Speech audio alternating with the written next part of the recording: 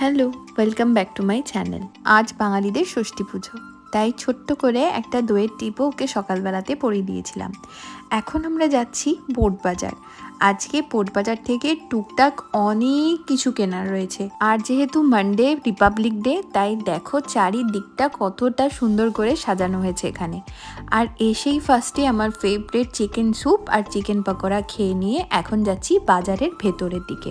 বাজারের প্রথমে ঢুকেই এখানে একটা বেকারি শপ পড়ে, এখান থেকে এই সুইট বানগুলো, নারকেল নাড়ু আর বাদামের নাড়ু কিনলাম। আর তারপরে সবজি কিনলাম, সবজি কিনে পাশের এই দোকান থেকে কিনলাম ডিসপোজেবল ডাব্বাগুলো। আর লাস্টে এলাম যেটার জন্য স্পেশালি এখানে আসা হয়েছিল, বার্থডে সেলিব্রেশনের ডেকোরেশনের জন্য।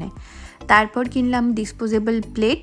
কেনাকাটা কমপ্লিট, এবার ফিরছি টাউনশিপের দিকে। কিন্তু মাঝখানে একটা জায়গায় এখানে খুব ভালো ফল পাওয়া যায়, আর কিনুগুলো মনে হচ্ছিল আলুর মতো করে বিক্রি হচ্ছে, এত কিনু উঠেছে এবারে।